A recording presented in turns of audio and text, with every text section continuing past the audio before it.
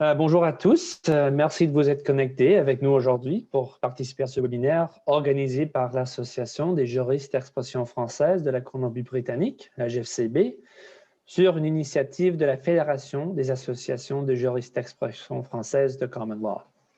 Je m'appelle Darby, je suis étudiant en droit à l'Université de Thompson Rivers à Kamloops et je suis également coordonnateur du clinique juridique chez la GFCB.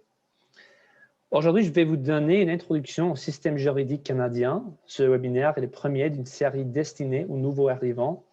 Alors, restez branchés à notre infolette pour les prochains thèmes à venir. Le but de cette série sera de vous donner les clés pour comprendre le droit au Canada. Pour ceux d'entre vous qui nous rencontrent la première fois aujourd'hui, laissez-moi vous présenter notre association. La GFCB a pour mission de favoriser l'accès à la justice en français en Colombie-Britannique. Ça, on le fait de deux façons. D'abord, en appuyant les juristes qui sont en mesure d'offrir des services en français et deuxièmement, en offrant de l'information juridique en français. Mais revenons à notre sujet du jour, le système juridique canadien. Le webinaire d'aujourd'hui est composé de trois parties. D'abord, la gouvernance canadienne et quelques principes fondamentaux. Deuxièmement, le système législatif. Et troisièmement, le système juridique canadien. Premièrement, la gouvernance canadienne et quelques principes fondamentaux. D'abord, le Canada est une monarchie constitutionnelle. Ça fait partie de notre histoire coloniale. Le Canada était une colonie du Royaume-Uni et on retient toujours quelques aspects de leur système, y compris la monarchie et le Parlement.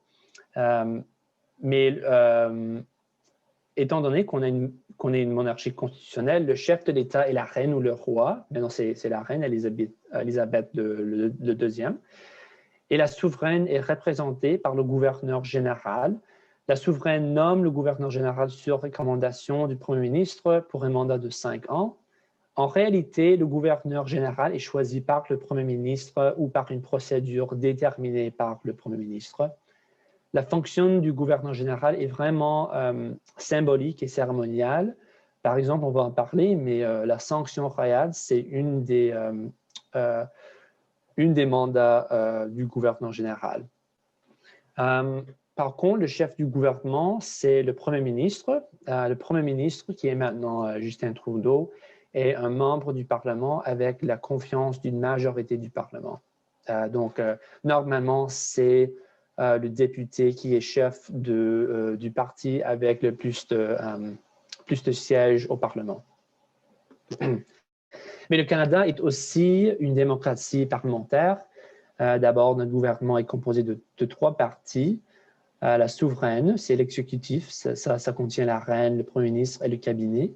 Le Sénat, qui est les sénateurs sont non élus et nommés sur l'avis du Premier ministre. Le Sénat, c'est considéré comme la chambre haute du Parlement. Les sénateurs siègent jusqu'à l'âge de 75 ans, mais la Chambre du Sénat a moins de pouvoir que la Chambre des communes. L'approbation du Sénat est nécessaire pour l'adoption d'un projet de loi et c'est très rare que le Sénat n'approuve pas les projets de loi de la Chambre des communes. Et troisième composant, c'est la Chambre des communes où les représentants sont élus par les citoyens et il y a 338 sièges.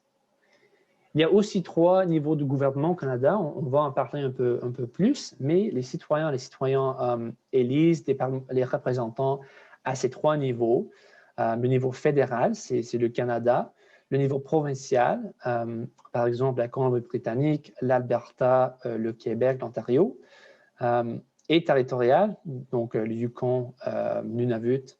Et au niveau municipal aussi, donc les villes.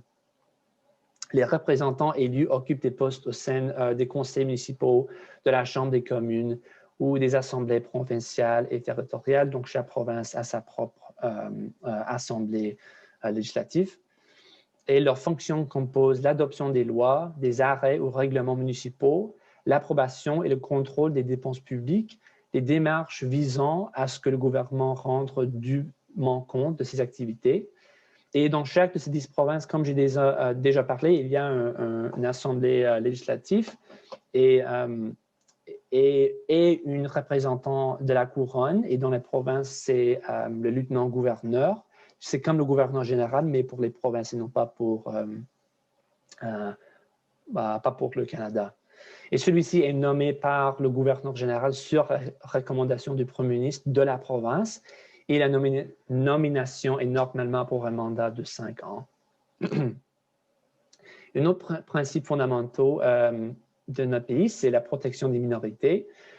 La Constitution et les lois du Canada comprennent plusieurs protections pour les minorités contre la discrimination. Par exemple, le bilinguisme législatif et judiciaire est protégé par plusieurs lois. Par exemple, la loi sur les langues officielles, la loi constitutionnelle de 1867 et quelques articles de la Charte des libertés et des droits des Canadiens. Et on va en parler de la Charte un peu plus tard aussi. Mais hors du bilinguisme, il y a aussi des protections pour dans la Charte contre la discrimination en raison de sexe, de religion, d'âge. Tout ça est protégé par la Constitution aussi. Et le Canada est une fédération, et le fédéralisme canadien, ça veut dire que la Constitution divise les compétences entre le gouvernement fédéral et les gouvernements provinciaux ou territoriaux. Il faut ici parler un peu de l'histoire du Canada et de l'Amérique du Nord ou l'île de la Tortue, comme l'appellent les peuples autochtones, qui a été colonisé par les Français et les Anglais. Et il y avait des différences culturelles et juridiques entre ces deux populations. Au Québec, par exemple, la population majoritaire, c'est les francophones qui venaient d'un système, une culture catholique avec le droit civil. Et dans la partie du Canada anglais, il y avait un autre système juridique, une autre culture. Donc, le fédéralisme était une façon de compromis vraiment entre ces deux parties. Je vais mentionner, bref, que les Premières Nations n'étaient pas considérées à la fondation du Canada et du coup n'étaient pas accordées du pouvoir, mais il faut reconnaître que il y avait une population autochtone avant l'arrivée des colonisateurs qui avaient leur propre système et communauté. Donc, premièrement, le gouvernement fédéral est situé à Ottawa avec le Premier ministre. Ce gouvernement s'occupe des affaires nationales et internationales, par exemple la poste, le monnaie, la citoyenneté et l'immigration, la défense nationale, le droit criminel et les Premières Nations et les territoires. Les gouvernements provinciaux et territoriaux, en revanche, sont chacun dirigés par un Premier ministre et s'occupent de l'éducation, la santé, l'administration de la justice, le droit civil, le logement et les affaires municipales. Tandis que les provinces et le gouvernement fédéral ont un statut constitutionnel, les territoires sont des créations du gouvernement fédéral et elles ne bénéficient donc pas d'une protection constitutionnelle. C'est-à-dire, en principe, les territoires pourraient être abolis par le Parlement canadien, mais le Parlement canadien, le gouvernement fédéral, a délégué du pouvoir au Conseil des territoires pour qu'ils puissent déménager leurs propres affaires. Donc, l'administration municipale, c'est-à-dire les villes, l'ordre municipal n'est pas protégé par la Constitution non plus. Celui-ci constitue une troisième ordre de gouvernement au Canada qui a été créé par des provinces ou territoires. C'est comme les territoires où les provinces délèguent leur pouvoir aux municipalités, aux villes, pour qu'ils puissent, encore une fois, gérer leurs propres affaires. Une maire ou parfois un préfet dans une municipalité rurale dirige une administration municipale. Quelques responsabilités des municipalités sont des réseaux routiers, les ordures, la police locale, transport public, les parcs municipaux, stationnement, etc. La gouvernance des Premières Nations, dans tout le pays, des conseils de bande gèrent les affaires des communautés des Premières Nations. Les conseils de bande sont semblables aux administrations municipales. Les membres d'une bande élisent le conseil de bande qui est appelé à prendre des décisions qui touchent la communauté locale, normalement sur une réserve. Un autre principe fondamental à notre pays, c'est le primauté de droit. Ça veut dire que personne ne peut se soustraire aux lois. Les autorités gouvernementales ne doivent exercer leur pouvoir que dans le respect des lois publiques et personne n'est au-dessus des lois. Tout le monde est assujetti aux mêmes lois. Si vous faisiez partie du gouvernement ou non, tout le monde est assujetti. Le système législatif du Canada. Donc, adoption des lois. La procédure pour l'adoption des lois au Canada, dans les pays démocratiques, le Parlement ou la législature adopte les nouvelles lois et modifie celles qui existent.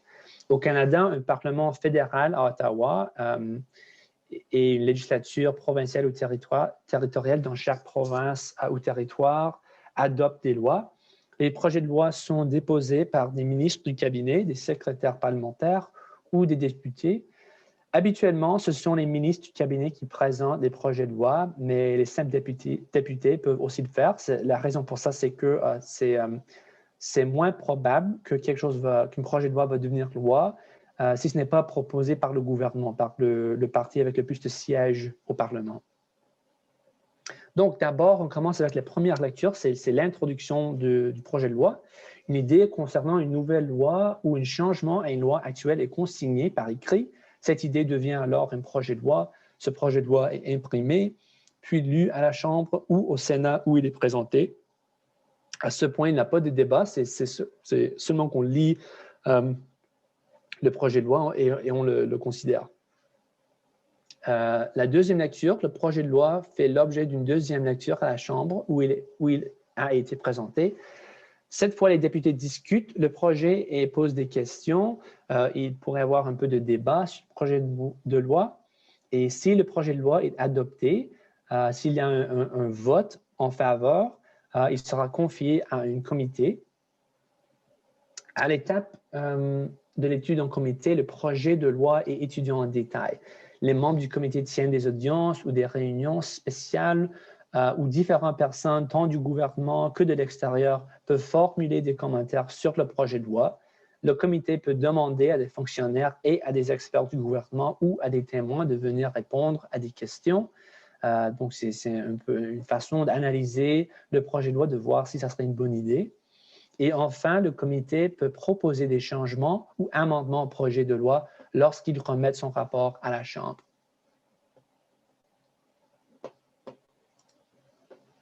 Étape du rapport. Donc, à cette étape, le comité fait rapport sur le projet de loi devant la Chambre et tous les parlementaires peuvent alors en débattre. Lors de cette étape, ceux qui ne font pas partie du comité peuvent suggérer des modifications. Donc, n'importe quel député peut fournir des commentaires et débattre le projet de loi.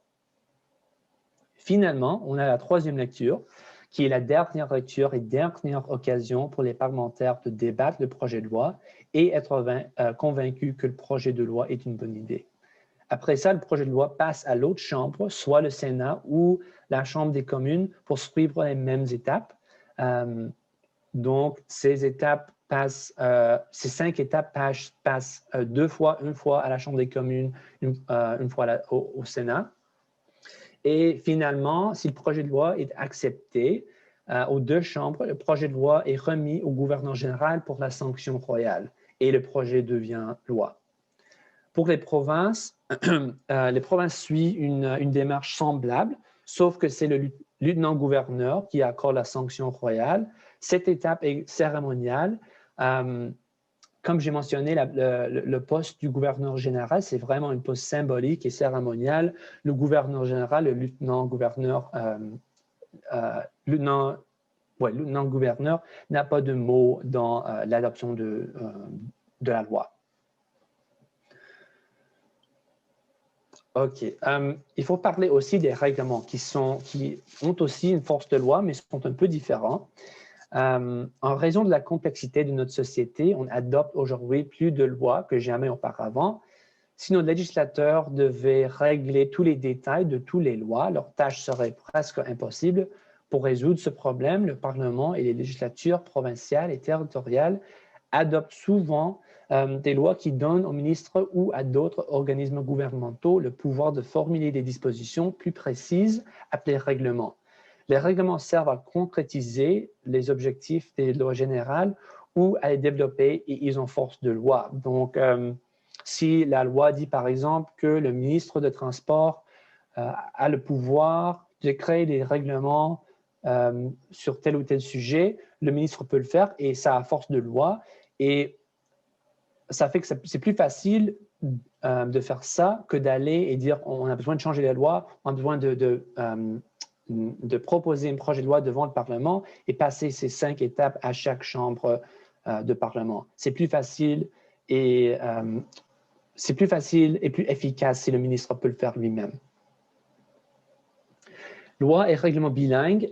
Si la loi est bilingue, dépend de la juridiction. Au niveau fédéral, tout est bilingue. Dans certaines provinces, toutes les lois et règlements sont bilingues. Par exemple, Ontario, Québec, le Manitoba, le Nouveau-Brunswick. Dans les territoires, tout est bilingue aussi. Dans les provinces suivantes, certaines lois et certains règlements sont adoptés en français et en anglais. Nouvelle-Écosse, Saskatchewan, Île du Prince-Édouard. Et aux Terre-Neuve, en Alberta et en Colombie-Britannique, les lois sont adoptées seulement en anglais.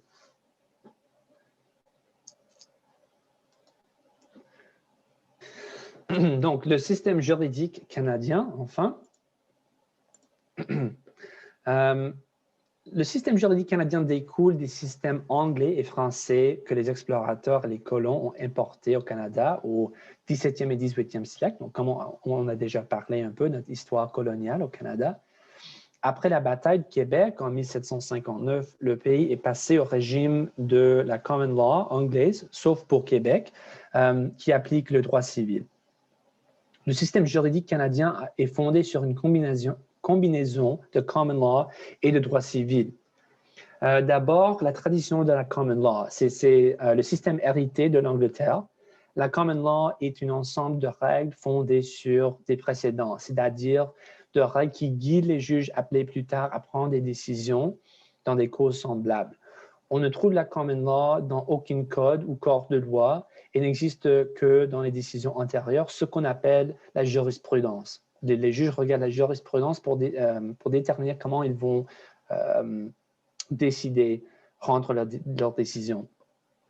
Mais elle est en même temps souple et s'adapte à l'évolution des circonstances, car les juges peuvent établir de nouvelles doctrines ou changer les décisions précédentes en fonction des réalités économiques et sociales changeantes. Donc, les doctrines de common law changent de temps en temps quand il y a un changement, quand c'est clair que quelque chose est devenu injuste ou la société a changé un peu pour reconnaître que les valeurs changent avec le temps et tout ça. Par contre, la tradition du droit civil, les codes civils renferment une énonce complète des règles dont beaucoup sont formulés comme de grands principes généraux qui permettent de résoudre tout différend éventuel. Contrairement aux tribunaux de common law, les tribunaux de droit civil se réfèrent d'abord à un code civil, puis consultent des décisions antérieures pour voir si elles sont cohérentes. Le Québec est la seule province qui dispose d'un code civil qui est fondé sur le code Napoléon de la France. Le reste du Canada s'applique la common law. Les deux sens de droit civil. Donc, une distinction importante, c'est de savoir que le terme droit civil, on l'utilise dans deux contextes différents, un peu ce qui est un peu bizarre, mais on l'oppose parfois à common law. Donc, on a déjà parlé de droit civil et common law. Lorsqu'on veut parler du système juridique fondé sur un code civil, comme le code justinien ou le code civil du Québec, on parle de droit civil. Dans son autre sens, l'expression droit civil désigne les affaires de droit privé par opposition au droit public et en particulier au droit pénal, qui porte sur le tort fait à la société dans son ensemble. Le contexte indique d'habitude clairement de quel genre de droit civil il est question. Donc, droit civil, il y a droit civil opposé à la common law et il y a droit civil qui est une catégorie de droit opposant au droit public.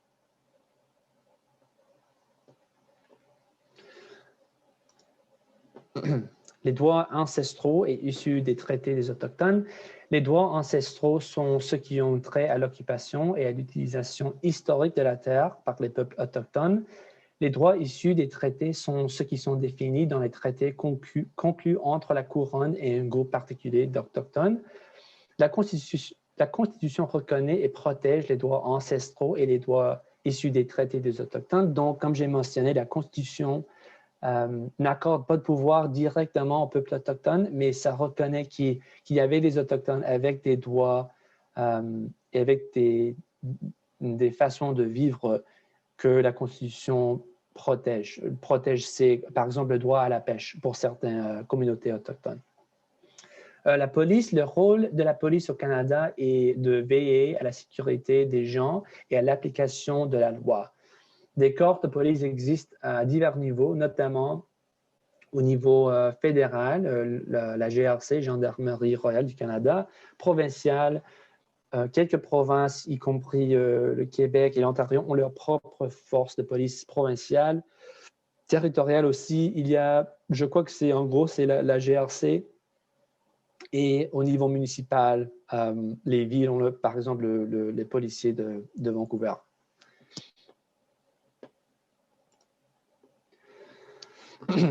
Le fonctionnement de l'appareil judiciaire du Canada. D'abord, le système est là pour résoudre des différends équitablement et interpréter les lois. Le pouvoir judiciaire est l'une des 3 branches du système canadien. La branche exécutive, comme on a parlé, c'est le premier ministre, les ministres de la fonction publique et de même qu'un certain nombre d'organismes de conseil et de commission. Et cette branche est chargée d'appliquer et de faire respecter les lois. La branche législative, c'est-à-dire que le Parlement a le pouvoir d'établir, de modifier et d'abroger les lois. Et troisièmement, le pouvoir judiciaire a pour fonction de résoudre les différends conformément à la loi, y compris ceux qui portent sur le mode d'exercice des pouvoirs exécutifs et législatifs. En plus des tribunaux de compétence nationale, chaque province et territoire dispose de ses propres tribunaux. C'est la Cour suprême du Canada qui chapeaute tout ce système. On va voir dans le prochain diapo.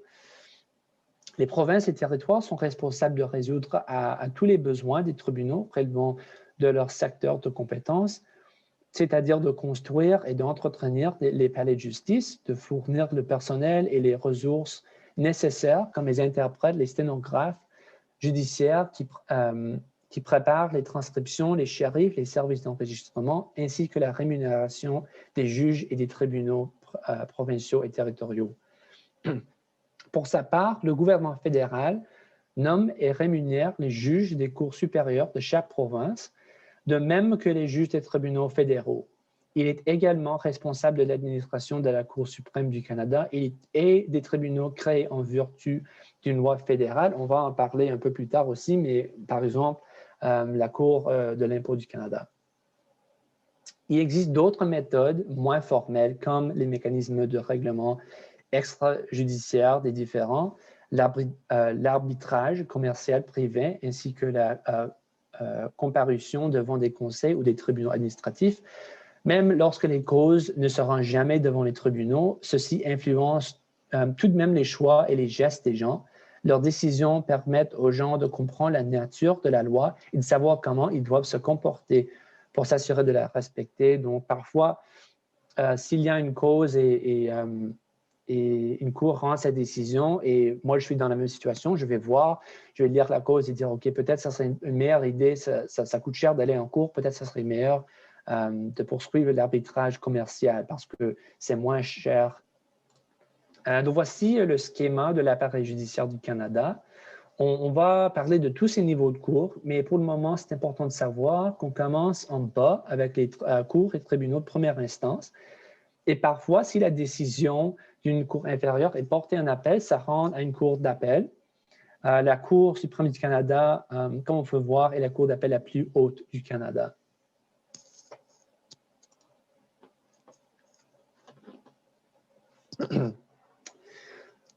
Okay. Chaque type de tribunal a son propre champ de compétences, ce qui signifie qu'il a le pouvoir de rendre des décisions concernant certains types de cas en particulier. L'appareil judiciaire du Canada compte 4 paliers. Premièrement, les cours provinciales et territoriales, les tribunaux inférieurs, qui traitent la majorité des causes portées en justice. Elles sont créées par les gouvernements provinciaux et territoriaux. Ensuite, on a les cours provinciales et territoriales, les cours supérieures provinciales et territoriales, qui sont des tribunaux ayant compétence plénière, c'est-à-dire entière, créés en vertu de l'article 96 de la loi constitutionnelle de 1867. Et jugent les affaires criminelles plus graves et entend également les appels des décisions prises par les cours provinciales et territoriales.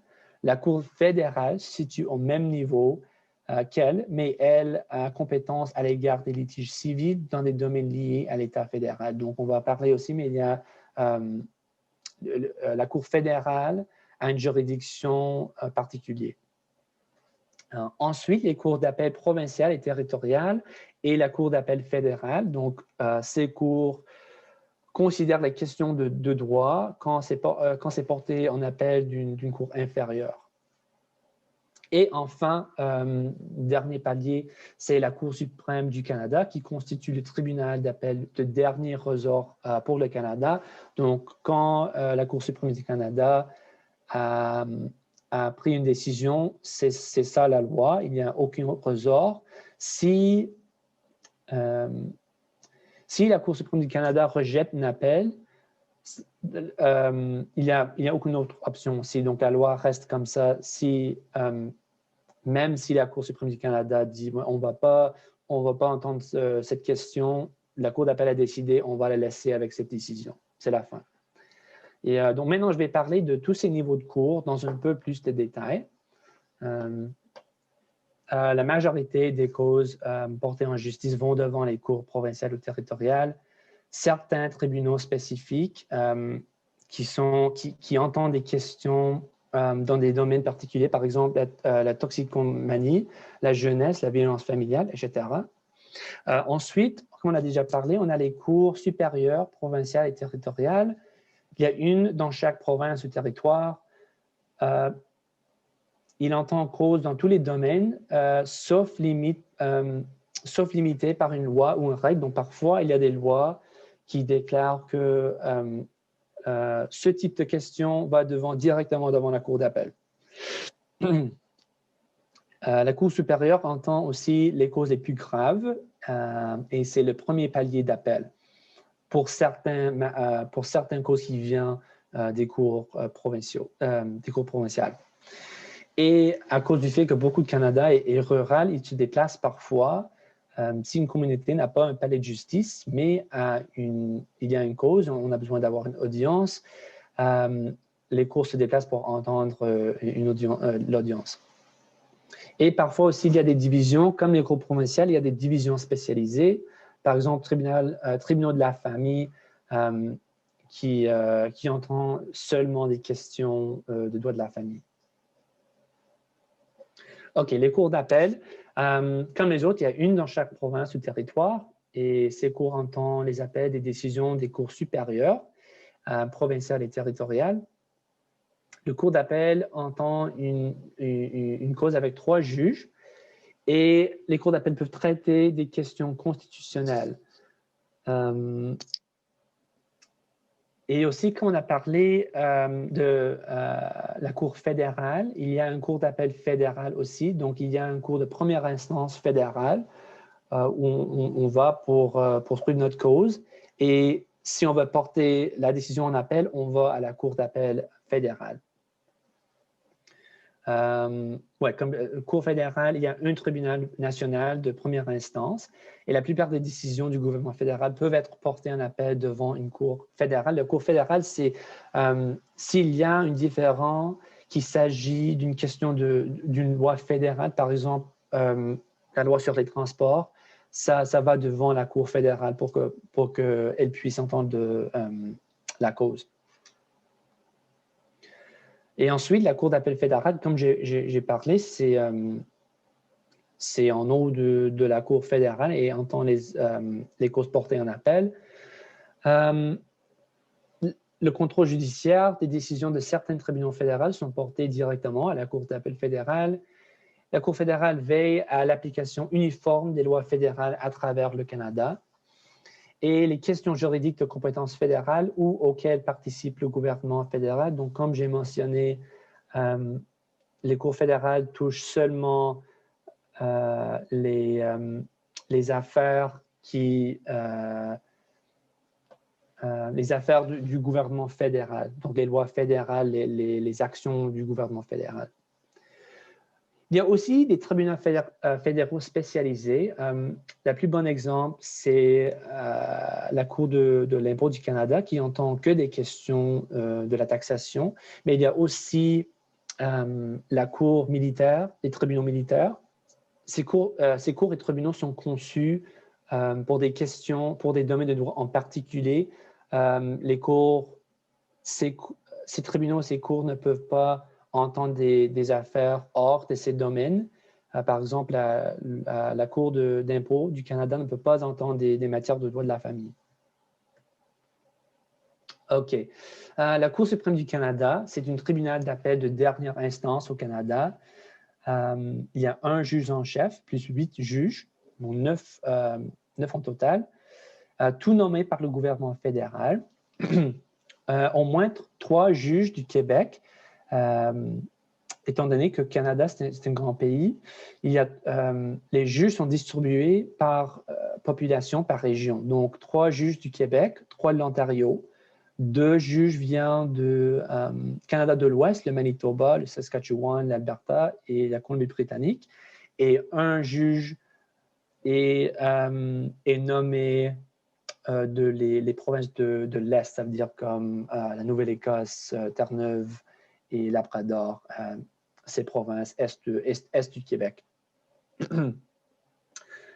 La Cour a 3 sessions par an et entend 65 à 80 appels, mais reçoit 500 à 600 demandes. Donc, comme j'ai dit, la Cour peut rejeter des demandes et donc c'est la fin, on ne peut pas porter un appel. Mais quand on peut voir, il y a beaucoup de demandes pour porter des questions de droit en appel. La Cour peut entendre des causes dans tous les domaines de droit, mais choisit en gros des causes d'importance publique et nationale. La Cour suprême est là pour assurer que les lois du Canada ne sont pas en conflit, qu'il y a par exemple, que tout le monde a la même interprétation des lois pour que ça soit plus universel et plus juste. Et comme j'ai mentionné, la Cour suprême peut interpréter les lois pour donner une idée aux provinces, aux autres cours dans notre société, une idée de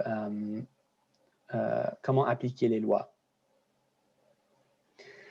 Et il y a aussi les conseils et tribunaux administratifs qui entendent les différends relatifs à l'interprétation et l'application de certaines lois et règlements. Et ces conseils ne font pas partie de l'appareil judiciaire. Par exemple, le Conseil de radiodiffusion et des télécommunications des Canadiens entend des différends qui portent sur la radiodiffusion et les télécommunications au Canada. Mais on peut porter ces décisions en appel normalement à la Cour fédérale, mais ce n'est pas un cours, mais ça tranche toujours sur des différends. La magistrature, donc la pierre angulaire du système judiciaire canadien, c'est l'indépendance judiciaire, et le garantie des décisions libres de toute influence fondées seulement sur les faits et le droit. Il y a trois pièces de cette indépendance. D'abord, la sécurité du mandat. Une fois nommé, un juge peut occuper sa charge jusqu'à la retraite. Donc, les politiciens, le premier ministre ne peut pas enlever un juge après qu'il ou elle est nommé. La révocation possible seulement après l'enquête indépendante et par 2 chambres du Parlement, législature. Deuxième pièce, c'est la sécurité financière. Donc, pour éviter toute pression financière, les salaires des juges sont fixés et ne peuvent pas être changés sauf raison, peuvent pas être diminués sauf raison raisonnable pour que le gouvernement peut coercer les juges. L'indépendance administratif, personne ne peut s'ingérer dans les gestions des procès ou l'exercice des fonctions judiciaires et distance entre le gouvernement et la magistrature. Donc, le gouvernement et la branche judiciaire sont complètement séparés. Ils ne parlent pas, ils ne parlent pas ensemble ou considèrent les mêmes problèmes et situations juridiques. Si la Cour prend une décision, il n'a pas besoin de communiquer au gouvernement avant. C'est la Cour prend sa décision et le gouvernement a besoin de réagir et de l'autre façon aussi. OK. Comment les juges sont-ils nommés? Le gouvernement fédéral nomme les juges des cours fédérales, les juges des cours supérieures et des provinces et des territoires, et nomme les juges de la Cour suprême du Canada. Les gouvernements provinciaux et territoriaux nomment les juges des tribunaux provinciaux et territoriaux. Donc, ce sont les tribunaux de première instance. Quelle formation les juges reçoivent-ils? Pas vraiment de formation. Les juges qui sont nommés étaient, avant d'être juges, étaient des avocats. Donc, ils ont de l'expérience dans les palais de justice, dans le domaine de droit. Mais il y a des programmes de perfectionnement optionnels de l'Institut national de la magistrature. La conduite des juges, les conseils de magistrature dans toutes les administrations du Canada établissent des politiques et des codes de conduite pour les juges. S'il y a une faute grave, les conseils peuvent recommander la révocation d'une juge. Au fédéral, il y a une conseil séparé seulement pour les juges fédéraux de la magistrature. OK, une autre chose importante, c'est de parler de, comme j'ai mentionné, la Charte canadienne des droits et libertés. C'est un développement assez récent dans notre histoire constitutionnelle. La Charte protège les libertés et droits fondamentaux essentiels et c'est un pilier de l'identité canadienne, une société libre, démocratique et multiculturelle. Il faut en avoir une protection constitutionnelle pour nos droits et libertés les plus sacrés. C'est un levier de progrès. Donc, c'est utilisé, comme on va parler un peu, c'est utilisé pour forcer le gouvernement de mieux traiter les gens, de mieux reconnaître les différences et la discrimination. Certains droits prévus sont les libertés fondamentales, la liberté à la religion, pensée, expression, rencontre, participation à des manifestations pacifiques, protestations, etc. Il y a certaines restrictions sur ces libertés, on va en parler un peu plus tard. Les droits démocratiques, le droit de vote aux élections et de candidature, droit d'avoir des élections régulièrement, la liberté de circulation et d'établissement au Canada, donc le droit d'entrer, sortir et de demeurer au Canada, le droit de vivre et travailler n'importe où au Canada. Mais c'est possible, par exemple, si on déménage dans une autre province, certains services ne seront pas accessibles immédiatement. Si on déménage à notre province, ça va prendre du temps pour avoir accès à leur système de santé, par exemple, parce qu'on est nouveau arrivé, on n'est pas dans leur système.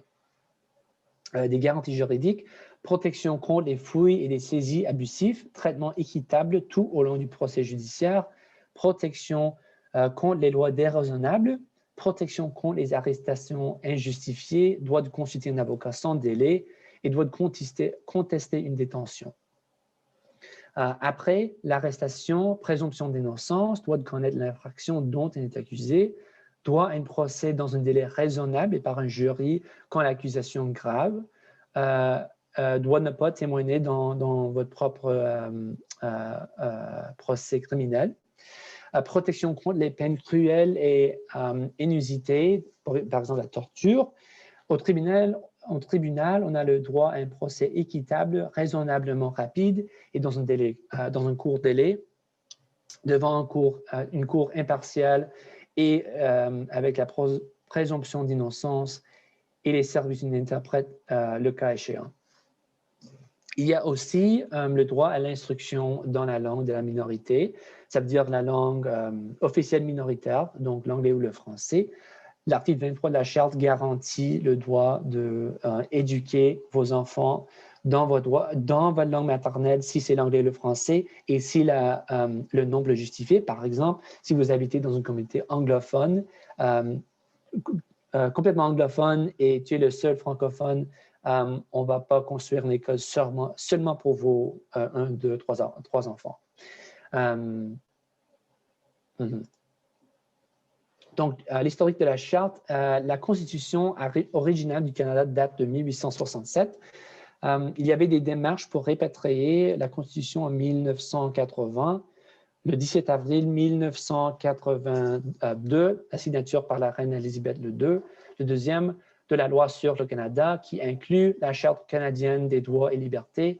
Et à cause de ça, le Canada est seul maître de sa Constitution. Donc, ça veut dire qu'avant ce développement, on aurait besoin d'aller en Angleterre, au Royaume-Uni pour demander est-ce qu'on peut changer notre Constitution comme ça. Ce n'est pas le cas maintenant. La Charte a beaucoup transformé le Canada, comme vous pouvez l'imaginer. Tous ces droits qui sont maintenant constitutionnalisés, qui sont dans notre Constitution protégée, a beaucoup changé. Il y avait beaucoup de litiges pour assurer que le gouvernement, dans les années 80, dans les années 90, mais toujours il y a du litige pour assurer que le gouvernement respecte les droits et les libertés. Il y a certaines restrictions sur ces droits et ces libertés. Par exemple, l'article 1er, ça reconnaît que parfois, ça serait nécessaire de limiter les droits. Je vais donner un exemple. Il y a un cas qui s'appelle Irving Toy. Et Irving Toy était une compagnie qui faisait de la publication ciblant les jeunes, les enfants de 11 ans, 12 ans, 13 ans, pour vendre leurs jouets. Le gouvernement a adopté une loi qui a défendu la publication ciblant les jeunes. La compagnie Irving Toy a poursuivi le gouvernement et a dit mais ça viole notre droit à l'expression libre, cette loi est inconstitutionnelle. Et la Cour a dit en vertu de l'article 1er que non, dans une démocratie, parfois c'est nécessaire de limiter pour protéger, dans cet exemple, les jeunes. Donc, il y a des façons de limiter ces droits et ces libertés. Article 33 de la Charte, c'est une clause dérogatoire. Ça, comme j'ai mentionné, le Canada, c'est vraiment un compromis entre la population francophone et la population anglophone. Et au Québec, le gouvernement du Québec voulait cette clause pour protéger leur culture distincte, pour que s'ils voulaient introduire une loi qui viole la Constitution, le Québec peut utiliser la clause dérogatoire pour que la Constitution ne s'applique pas à cette loi. Donc, c'est très impopulaire. Donc, c'est ça la raison que les provinces ne l'utilisent pas, mais le Québec l'a utilisé plusieurs fois.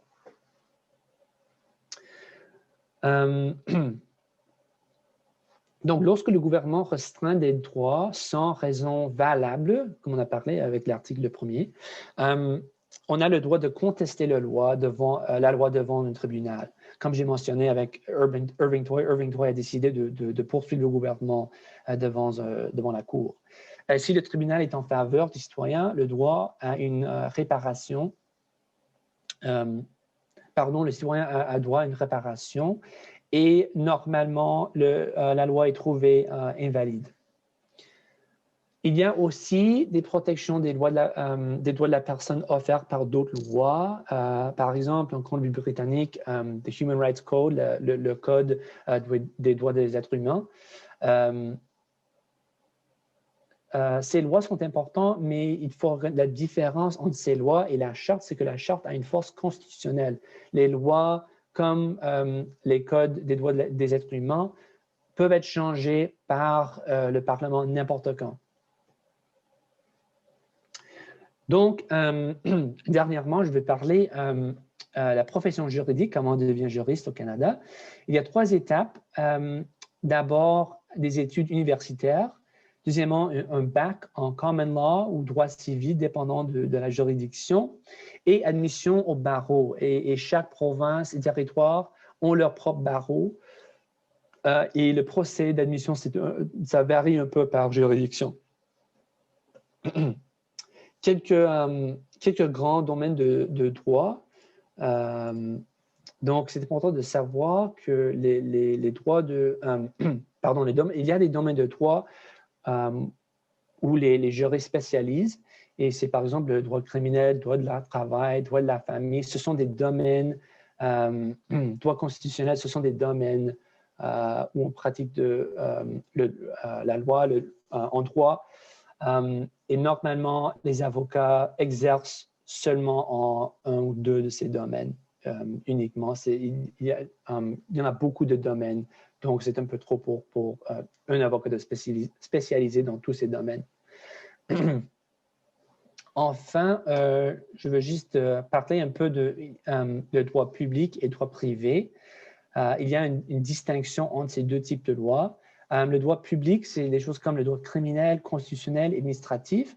C'est une catégorie de droit qui touche la relation entre le gouvernement et le peuple. Par exemple, le droit criminel, c'est le code criminel qui touche le peuple. Donc, c'est le droit public. Par contre, on a le droit privé ou civil, comme on a parlé de droit civil, l'autre utilisation du terme. Ça s'agit des relations entre les organismes privés, donc les individus qui signent des contrats, des compagnies qui ont des relations de propriété. Droit de la famille, c'est un droit, ça fait partie du droit privé, dommage causé par autrui à un individu ou sa propriété. Donc, c'est important de tenir ça en tête, que c'est notre distinction entre deux types de droits, le droit public et le droit privé. Et ça me rend à la fin de ma présentation. Merci tout le monde qui est participé et se connecté avec nous ce soir. Et s'il vous plaît, si vous avez d'autres questions, si on peut vous aider, si vous êtes curieux, je ne sais pas, vous pouvez voir notre site web agfcb.ca, agefcb.ca. Merci beaucoup tout le monde.